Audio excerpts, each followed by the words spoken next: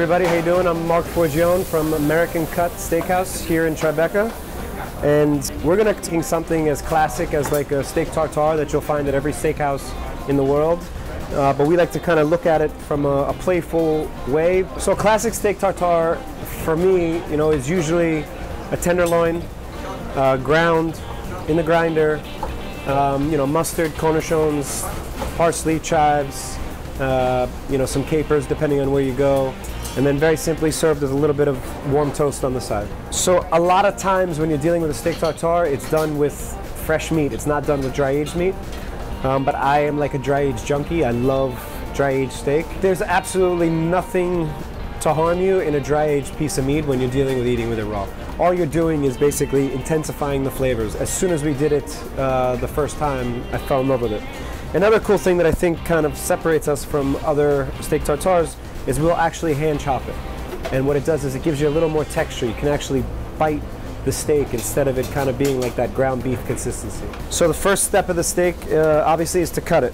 And then we'll kind of square this off. And if you notice, we cut it into probably like a 1/4 inch thick slices so that at the end of it you have a beautiful dice. Yeah, you want to be able to bite down into an actual piece of steak when you're dealing with this. And now, just like you're dicing anything, you know, you just make strips. And then once you get these strips,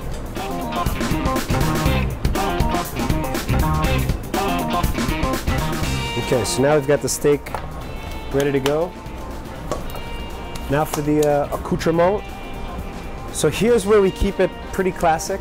We've got a little cornichon, a little parsley and chives, just a little anchovy, and we use the oil cured anchovy instead of the salt cured. It's just a little more mellow on the palate. This is just a little bit of Vidalia onion. This is one that is a 7 peppercorn blend. It's called Pierre Poivre. So instead of using black pepper, we use Pierre Poivre. So the Pierre Poivre just adds a couple different layers of flavors. You have pink peppercorns, black peppercorns, green peppercorns, Tasmanian peppercorns, long peppercorns. You know, each one tasting a little different and giving you something else, sweet, spicy, fiery. So we'll season it with a little kosher salt, but to add a little texture, we'll also season it with a little bit of Malden sea salt. And then this is our mixture. So again, it's kind of everything that you find in a classic tartare. So you have red Tabasco, Worcestershire, mustard oil, Dijon mustard, extra virgin olive oil. And what we do is we weigh out the exact amount of steak to the exact amount of liquid, and then we combine the two. It's 74 grams of meat to 10 grams of liquid. And now if you see this, right, you can see that each piece of steak is covered in the liquid. The vegetables are all in there, but the steak is the biggest cut, so that you don't forget what you're eating. You're eating a steak tartare, it's not a vegetable tartare. So now that we've got this made, now is kind of more of the fun stuff that we've done. So obviously, sometimes a classic garnish to steak tartare is like a potato gaufrette. So we were kind of thinking about that. What could we do? You know, what's a little more interesting than just doing a potato chip? And what we're going to do is basically make potato sheets. And then if you thought that was all the fun we're going to have, you're sadly mistaken. There's more fun to the steak tartare. All right, we don't get fancy with the, you know, putting it in a ring mold or anything like that, and you'll see why. So before we cover it with the potato chip, this is something that we call mop. So we have tons of dry aged steak in the fridge, and what we do is we take all the scraps, put them into a giant roasting pan, and basically let them render out all their stuff. So when we're dealing with meats, especially dry aged meats, instead of using olive oil to cook, we use what we call the mop. So we're just going to drizzle a little mop on it, just to kind of bring back that dry aged flavor that we're talking about. So now we'll add just a little bit of parsley and celery leaf, just to give it some herbaceous bites when you get under there. A little more Pierre Poivre, a touch more Malden, and then we kind of arrange our chips here. We're going to make like a little nest, basically.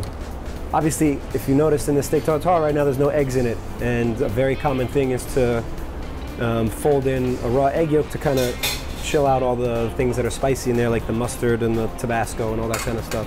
When we were thinking about what to do with the egg, we thought, what about poaching an egg yolk in the mop?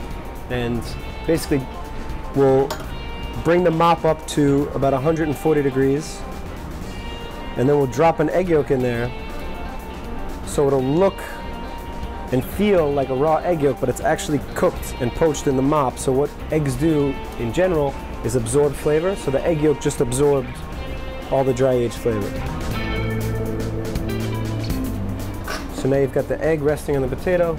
We add just a little bit more Malden, touch more Pierre Poivre, and then when this gets presented to the table, for the very last bit of fun, and I won't say fun again for the rest of the time, and I think the best way to do this is, now you have handheld chips and there's some broken shards of potato in there. So the way that I would like to do this is you take a little steak, put it on a chip. So that's the steak tartare here at American Cut in Tribeca.